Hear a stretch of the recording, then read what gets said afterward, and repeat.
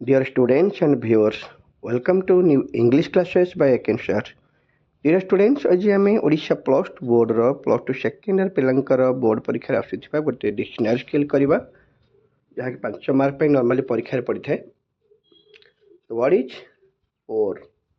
ପୋର୍ ୱାର୍ଡ଼ଟିର ଆମେ dictionary skill maintain କରିବାକୁ ଯାଉଛେ।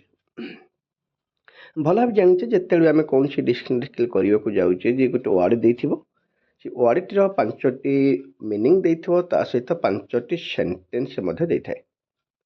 ଆଉ ପ୍ରଥମ କାମ ହେଲା କି ଯେଉଁ 5ଟି ମିନିଂ ଦେଇଛି 5ଟି ଯାକ ମିନିଂକୁ ବୁଝିବାକୁ ଚେଷ୍ଟା କରିବା।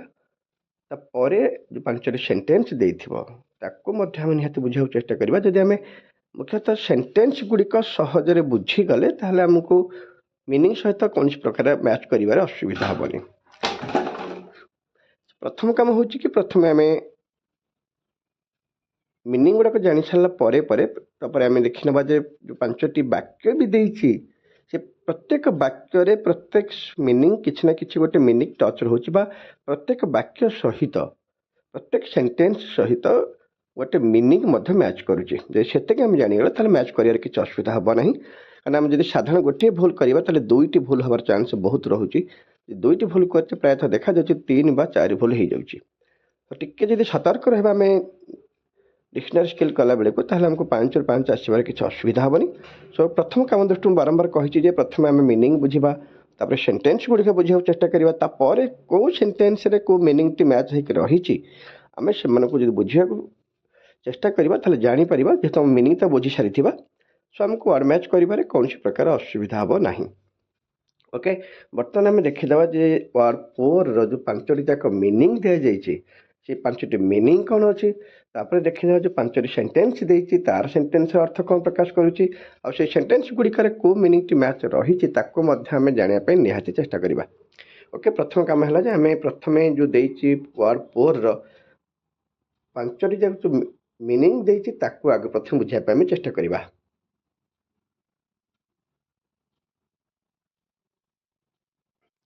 ପ୍ରଥମ ଦେଇଛି ଏର ଯେଉଁ ମିନିଂଟି ଦେଇଛି ନୋ ମନି, ଟଙ୍କା ନାହିଁ ବୋଲି କୁହାଯାଉଛି। ଓର ତ ବହୁତ ମିନିଂ ବାହାରି ପାରିବ। ସୋ ପ୍ରଥମ ମିନିଂ ହିସାବ କରିଛି ନୋ ମନି, ଆର୍ଥିକ ଅବସ୍ଥା କଥା ଉଠାଇଛି ନୋ ମନି। ବିରେ ଯେଉଁ ମିନିଂଟି ଦେଲା not as good as it could be, ସେମିତି ଭଲ ନୁହଁ ଯେମିତି ଏଇଟା ହେବା କଥା। ଏଇଟା ତାକୁ ପିଲେ ଓର ଅର୍ଥ ସେଇ ସହିତ ବୁଝେଇଛି ଯେ ଯେମିତି ଏକ୍ଜାକ୍ଟଲି ହେବା କଥା ସେମିତି ନୁହେଁ, ତାର ଗୋଟେ ମିନିଂ ବାହାର କରିଛି। ମିନିଂ ସିରେ ରଖିଛି କି used to show pity for someone because they are so unhappy. Used to show pity, ଜଣଙ୍କ ପ୍ରତି ପ୍ରାୟତଃ ଦୟା ପ୍ରଦର୍ଶନ କରିବା କାରଣ ସେମାନେ ଅନହ୍ୟାପି, ଖୁସି ନୁହନ୍ତି। ୟୁଜ୍ ଟୁ ଶୋ ପିଟି, ତାଙ୍କୁ ପ୍ରାୟତଃ ସବୁବେଳେ ଦୟା ପ୍ରଦର୍ଶନ କରି ଆସିବା, ଦୟା ଦେଖେଇବା, ଜଣଙ୍କ ପ୍ରତି ସହାନୁଭୂତି ବା ଦୟା ଦେଖେଇବା କାରଣ ସେମାନେ ଖୁସି ନୁହନ୍ତି। ଏଇଭଳି ସେନ୍ସରେ ମଧ୍ୟ ଗୋଟେ ମିନିଂ ବାହାର କରିଛି। ମିନିଂ ଡିରେ କହୁଛି କି not good at doing something. Not good at doing something, କିଛି ଗୋଟେ କରିବାରେ ଭଲ ନହେବା। Not good at doing something, କିଛି ଗୋଟେ କରିବାରେ ଆଦୌ ଭଲ ନଥିବା, ବା କିଛି ଗୋଟେ କାମ ହେଉ, ପ୍ରଫେସନ୍ ହେଉ, କୌଣସି ଗୋଟେ କାର୍ଯ୍ୟରେ ଜଣେ ଭଲ ନଥିବ, ଏଇ ଅର୍ଥରେ ମଧ୍ୟ ତାକୁ ଆମେ ବ୍ୟବହାର କରିପାରିବା। ତାପରେ ଇରେ ଦେଖିଲେ ଯେ ଇ ମିନିଂଟି ହେଉଛି someone who is ill or sick for a long time. ମୋର ଆଉ ଗୋଟେ ମିନିଂ ମଧ୍ୟ ଦେଇଛି ସମୱାନ୍ ହୁ ଇଜ୍ ଇଲ୍, ଯେ କି ଜଣେ ବହୁତ ଅସୁସ୍ଥ ବା ସିକ୍ ଅଛି for a long period of time, ଅନେକ ଦିନ ଧରି ସେ ବହୁତ ୱିକ୍ ବା ସିକ୍ ରହିଛି। ତାହେଲେ ଆମେ ଦେଖିଲେ ଯେ ପୋର୍ର 5ଟି ମିନିଂ ମେନସନ୍ କରିଛି, ଅର୍ଥାତ୍ 5ଟି ମିନିଂ ରହିଛି। ଠିକ୍ ସେଇଭଳି ଆମର 5ଟି ସେଣ୍ଟେନ୍ସ ମଧ୍ୟ ରହିଛି। ସୋ ବର୍ତ୍ତମାନ ଆମେ କ୍ଲିୟର ହେଇଗଲେ ଯେ ୱାର୍ଡ଼ ପୋର୍ର 5ଟି ମିନିଂ। ପ୍ରଥମ କଥା କହିଛି ନୋ ମନି, ସେକେଣ୍ଡ କହିଛି not good as it could be, third କହିଛି ୟୁଜ୍ ଟୁ ଶୋ ପିଟି, ଜଣଙ୍କୁ ଦୟା ପ୍ରଦର୍ଶନ କରିବା। ଡିରେ କହୁଛି କି not good at doing something, କିଛି ଗୋଟେ କରିବାରେ ଭଲ ହେଇନଥିବା। ଏବଂ ଇ ବା ଯେଉଁ ଇର ମିନିଂଟା ଏକ୍ଜାକ୍ଟ କରିଛି ଯେ someone who is ill or sick for a long time, ଯେ କି ଅନେକ ସମୟ ପର୍ଯ୍ୟନ୍ତ ବା ଅନେକ ଦିନ ଧରି ସିକ୍ ବା ଅସୁସ୍ଥ ରହିଛନ୍ତି। ସୋ 5ଟି ଯାକ ମିନିଂ ବର୍ତ୍ତମାନ ଆମେ ଜାଣିଗଲେ। ବର୍ତ୍ତମାନ ଆମେ ଦେଖିବା ଯେ 5ଟି ଯାକ ସେଣ୍ଟେନ୍ସ କ'ଣ ସେ କହୁଛି, ଆଉ 5ଟି ଯାକ ସେଣ୍ଟେନ୍ସରେ ଏକ୍ଜାକ୍ଟଲି ମିନିଂ ଗୁଡ଼ା କ'ଣ ଆମେ ଜାଣିବା ପାଇଁ ଚେଷ୍ଟା କରିବା। ଦେଖିନେବା ଯେ 5ଟି ଯାକ ସେଣ୍ଟେନ୍ସ କ'ଣ କହୁଛି। ଆଇରେ ଦେଇଛି କି he is a ପୋର୍ public speaker, ସେ ଜଣେ ପୋର୍ ପବ୍ଲିକ୍ ସ୍ପିକର ବୋଲି କୁହାଯାଇଛି। ତାର ତ ସେ କ'ଣ ଗରିବ ପବ୍ଲିକ୍ ସ୍ପିକର କି ନା, से बक्ता जनक पब्लिक रे इमेज बहुत कम रखिंट अर्थात तांकर जड़े भल वक्ता हिसाब से पब्लिक स्पीकर हिसाब से तांकर इमेज नाही गोटे मिनिंग आम अच्छी जानी सारे ये जे आमर जन भल करूना से मिनिंग आम नहीं पार डबल एज मिनिंग देती poor kid his hard rough day poor kid बिचरा पिलाटी हिज हार्ड रफ डे तारा जो भल दिन नथिला ये भी गोटे सेंटेंस अच्छे मिनिंग पाई सारे आम ट्रिपल ए कहूँ कि her family was so poor they could not afford to buy her a new dress तो परिवार लोक बा तो परिवार जेहेतु बहुत गरीब तो से नुआ ड्रेस किणापी आफर्ड बा टंका दे पारे ना हाँ आर मिनिंग अच्छी गोटे अच्छी नो मनी बोली गोटे मिनिंग रखा जाइए सहित आम मैच कर ठीक से भाई देखा आईवी मिनिंग देती कि my grandparents are both in rather poor and poor health my grandparents are ता जेजेमा जेजेपा बुहे बोधे स्वास्थ्यगत कारण बहुत दिन धरी रही आमर भी रे जो मीनिंग सेंटेंस देती तार अर्थ होची poor sanitation can lead to the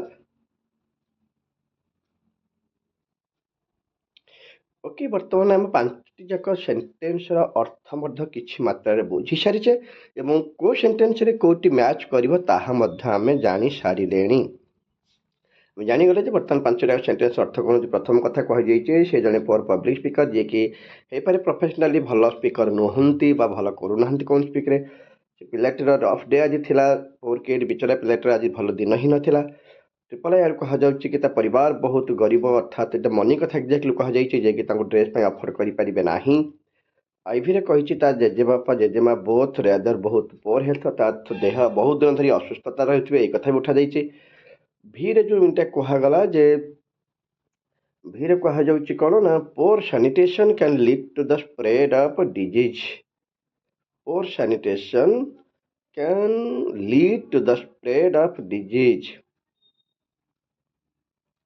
pour sanitation अर्थात अस्वास्थ्यकर परिवेश जेहेतु भल परिवेश नहीं बा अस्वास्थ्यकर परिवेश रही जहाँकि विभिन्न प्रकार रोग व्यापारे साहाय्य करें सो आम तो कन्फर्म हो गले जे बर्तमान पांचटी जाक मिनिंग कौन है आ पांचटी जाक सेंटेंस अर्थ भी कौन बा को सेंटेंस सहित को मीन टी एक्जाक्टली मैच करुच्ची आम जानी सारे बर्तमान खाली जस्ट रहा आम खाली जस्ट सिंपली मैच करवा मैच कर सारापर आम कन्फर्म हो गले जे कहा सहित किए मैच करुच्ची स्टूडेंट बर्तमान आम मैच करना जो जानी सारीचे तार ए सहित आम मैच करुचे ट्रिपल आई को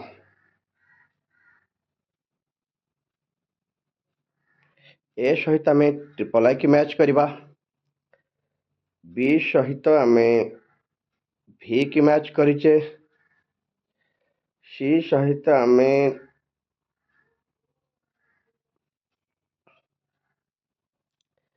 सी सहित आम डबल आई की मैच करवा डी सहित आम आई की मैच करवा एवं ई सहित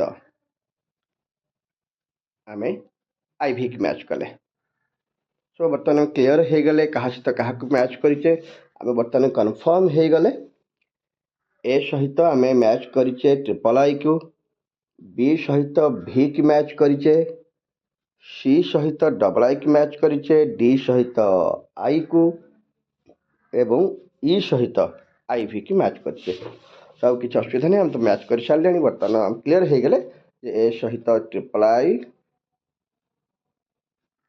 बी सहित भी सी सहित डबल आई डी सहित आई एवं ई सहित आई भी की मैच कर स्टूडेंट्स लिसनर स्किल टी सरी जाइए तथा जब कहार किसी डाउट हो कमेंट बॉक्स मध्यम निहाती तुम पचार को चेष्टा कर तार रेस्पॉन्स करी माइंडफुली करने चेष्टा कर जमीक छोटिया भूलटे हो गले भी 2 ରୁ 3 मार्क कटिजार चान्स अधिक रही भूल करना सेंटेंस गुड़िक न बुझला पर्यंत केवे भी कौन मैच करने चेष्टा करना लास्ट पुणी रिमाइंड करना जो मैंने एबी चैनल को सब्सक्राइब करना please subscribe my channel as soon as possible bell icon को निहाती क्लिक करूँ जमीक पठाऊा सब इंपोर्टाट भिडियो तुम पाखे सहजरे पहुँच पार। Thank you dear students.